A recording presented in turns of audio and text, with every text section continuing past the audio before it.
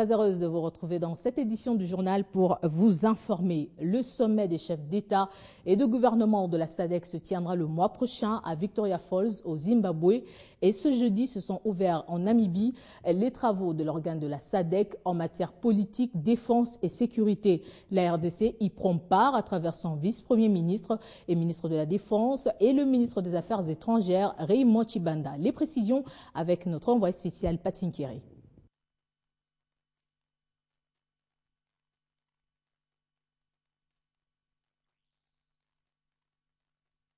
Ouvert ce jeudi 24 juillet à Swakopmund, ville située à près de 350 km de Windhoek en Namibie.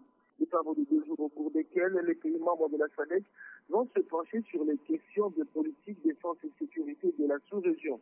Le vice-premier ministre, ministre de la Défense, Alexandre Lubantambo, et Raymond Tshibanda, ministre des Affaires étrangères, sont les représentants de la RDC à ces travaux. Et parlant de la situation sécuritaire dans la sous-région, elle reste stable et particulièrement en République démocratique du Congo. Et pour ce faire, la SADC s'est réjouie de sa collaboration avec la CIRGL, l'Union africaine et l'ONU dans l'élimination des forces négatives dans le M23 à travers la brigade d'intervention composée notamment des militaires malawites, sud-africains et tanzaniens.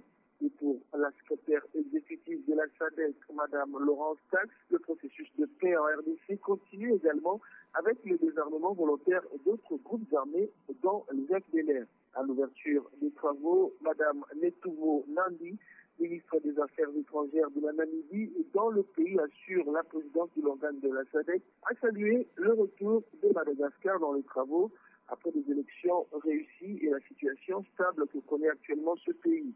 Les recommandations de ces travaux de 2 jours seront présentées le mois prochain au sommet des chefs d'État et de gouvernement à Victoria Falls au Zimbabwe. Le Zimbabwe qui assumera également pendant une année la présidence de la SADC après le Malawi. Depuis Swakopmund en Namibie et Patinkiri pour Télé 50. Rendons-nous cette fois à Nairobi, au Kenya, où s'est ouvert ce même jeudi un sommet extraordinaire des chefs d'État de la conférence internationale pour la région des Grands Lacs consacrée à l'emploi des jeunes dans la région. La RDC prend également part. Elle est représentée par son vice-premier ministre, ministre en charge du budget. L'on note aussi la participation des jeunes via le Forum national de la jeunesse. Alors, comment se sont déroulés les travaux avant, pendant et après la cérémonie d'ouverture? La coordonnatrice du Forum national des jeunes, Francine Mouyumba, nous en dit plus. Il y a plusieurs recommandations qui ont été formulées ici. Et le chef d'État vient de signer une déclaration portant différentes recommandations telles que créer un environnement favorable aux investissements et au développement socio-économique et aussi exploiter le développement des infrastructures en vue d'accélérer les opportunités d'emploi décentes et la croissance inclusive. Aussi, les chefs d'État ont considéré le fait que nous devons réformer le système d'éducation et favoriser l'entrepreneuriat et l'innovation pour créer l'emploi de la jeunesse, et aussi faciliter l'accès des jeunes entrepreneurs au financement. Sans oublier le fait que nous devons garantir la représentation des jeunes dans les instances de prise de décision, notamment au gouvernement, au Parlement, aux entreprises privées et publiques également, et aussi assurer la représentation des jeunes dans les dialogues entre le gouvernement, les secteurs privés et les syndicats sur les politiques de l'emploi, ainsi que mobiliser les ressources supplémentaires en faveur de la résolution des défis de la jeunesse. Et enfin, faire un suivi et évaluation et coordination des politiques et des interventions publiques, notamment renforcer le suivi, l'évaluation et la coordination des politiques et programmes afin de promouvoir l'emploi des jeunes. En fait, en général, c'est justement pour dire que toutes les recommandations qui ont été formulées à Goma, en République démocratique du Congo, ont été retenues au sommet ici. Et c'est ce qui nous a aidé à constituer la déclaration finale de la jeunesse de la CIRGL. On revient au pays, à l'Équateur. L'élection législative partielle à Befale a débuté ce jeudi. Selon la Commission électorale nationale indépendante, 15 candidats sont en lice pour occuper le siège de cette circonscription électorale qui n'est pas représentée à l'Assemblée nationale depuis l'annulation des résultats de 2011 pour fraude. Plus de détails avec notre correspondant Pama Fiotenga. En effet, c'est depuis 6 heures locales que les urnes ont été ouvertes aux électeurs des groupements de Yama, Lombeoulou, Bolamba et 2 centres de Montpono au secteur de Doualé, tous repartis sur 17 bureaux de vote. Suivant les règles du jeu fixées par la Commission électorale nationale indépendante, CENI, seuls les électeurs qui ont pris part au vote dans le dit bureau lors de la dernière consultation électorale de 2011 sont entendus à cette opération citoyenne qui s'arrête ce même jeudi 24 juillet à 18h locale. Quant à l'élection elle-même, elle met en compétition 15 candidats potentiels pour un seul siège abrité à l'Assemblée nationale au compte du territoire de Befale. Parmi les 15 candidats, l'on cite quelques noms favoris, notamment Bokula Kanke Malilo, sénateur Ngunda, et Iseke Manga René. Signalons que ce scrutin législatif partiel est supervisé par une équipe de cadres de la CENI, conduite par le rapporteur Jean-Pierre Kalamba, venu de Kinshasa. D'après les sources de la CENI, le dépouillement de bulletins de vote a lieu immédiatement après le scrutin sur place dans les différents bureaux et le résultat dans les heures qui suivent. Depuis Mbandaka, Pamapi Otenga, Télé 50.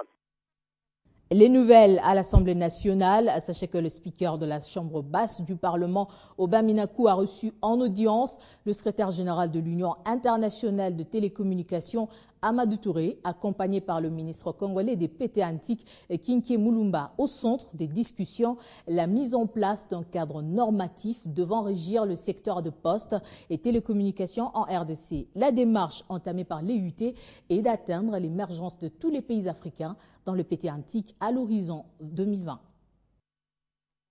L'évolution de l'environnement des télécommunications en Afrique, spécifiquement en RDC, a été au centre des échanges entre Amadou Touré, secrétaire général de l'EUT, et le président de l'Assemblée nationale, Aubin Minakou Ndialandjoko. La RDC fournit des efforts pour ne pas manquer le rendez-vous du donner et du recevoir. À l'horizon 2020, l'Afrique devra atteindre l'émergence dans le domaine des postes et télécommunications.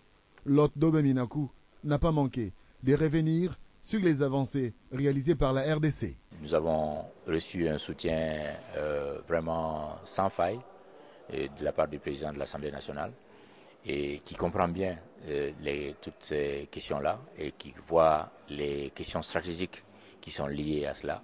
Ceci est très important parce qu'il faut développer non seulement les infrastructures, il faut développer de nouveaux services, de nouvelles applications. Et c'est ça notre ambition au sein de l'Union africaine, l'Union internationale des télécommunications, pour que le continent africain, tout le continent, ait une vision 2020 commune basée sur une économie numérique qui nous permettrait de pouvoir mettre le continent au même niveau que les autres continents. Et le gouvernement de la République démocratique du Congo s'attelle donc à mettre en place un cadre normatif pour la régulation du secteur des postes et télécommunications. Nous avons un nouveau cadre légal qui se trouve aujourd'hui au niveau du Conseil des ministres et qui va venir très prochainement ici à l'Assemblée nationale. Le monde étant devenu un village planétaire, le développement du secteur de PT antique devra permettre à la République démocratique du Congo de s'ouvrir au monde. Et dans les prochains jours, l'Assemblée nationale devra voter les lois en la matière pour contribuer à la modernisation du secteur des télécommunications. Allez, on traverse vers l'autre rive du fleuve Congo où le Forum de Brazzaville pour la paix en Centrafrique a accouché péniblement d'un accord de cessez-le-feu entre les parties en conflit. Le résultat des négociations est très en deçà des objectifs annoncés. La signature de l'accord de cessez-le-feu a été obtenue grâce à une forte implication de la médiation congolaise pour obtenir l'adhésion de l'ex-rébellion Séléka aux discussions. La RDC a été représentée par son ministre de l'Intérieur, Richard Muyej. Après plusieurs problèmes qui ont secoué la République centrafricaine en interne, le pays vient de franchir ses premiers pas vers le processus de paix et de réconciliation grâce à ce forum organisé pour la RCA. Tous les regards ont été braqués sur Brazzaville qui a abrité ses assises sous le mandat de la CEAC.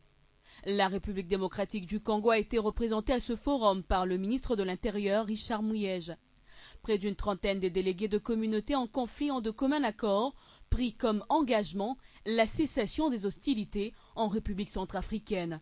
En toute sérénité, le général Mohamed Dafan, porte-parole du Front populaire pour la Renaissance centrafricaine, a reconnu la part de responsabilité de son mandat dans l'exil des milliers de Centrafricains.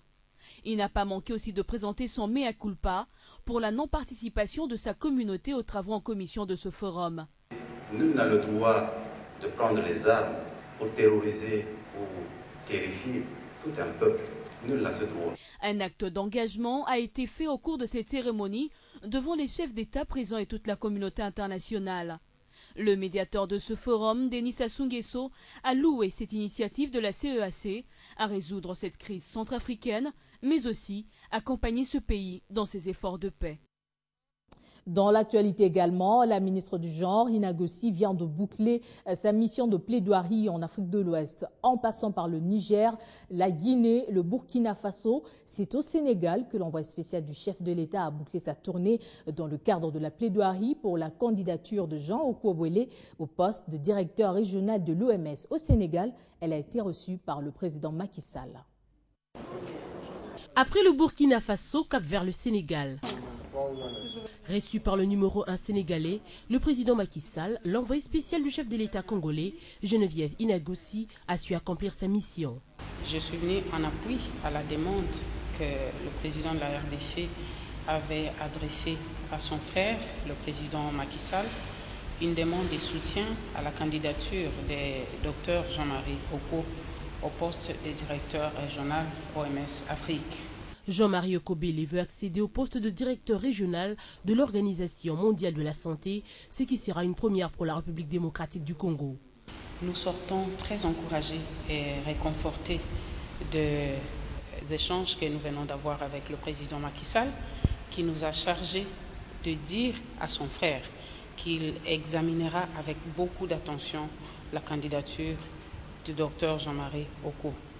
Il partage la vision de l'excellence de l'Afrique, une Afrique qui émerge, une Afrique qui place ses fils qui ont le meilleur profil aux postes internationaux parce que désormais nous avons besoin que l'Afrique forge respect.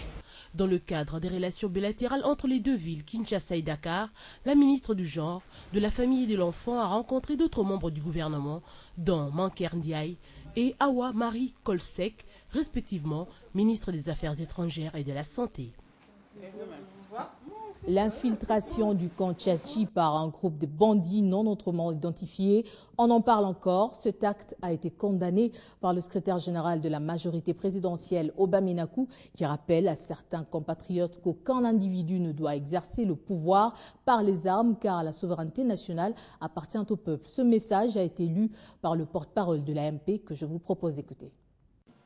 Au nom de toute notre famille politique, le secrétariat général de la majorité présidentielle condamne-t-il avec force et énergie cet énième acte incivique susceptible de perturber et de gêner la bonne marche des institutions de la République.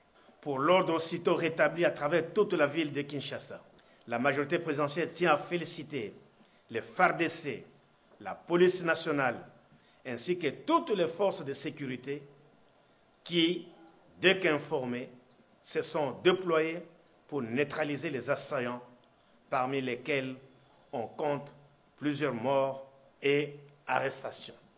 C'est ici l'occasion pour la majorité présidentielle de rappeler à certains compatriotes, notamment à ceux de l'opposition, qui manipulent des insurgés de tous bords, que plus jamais dans notre pays, un individu ou un groupe d'individus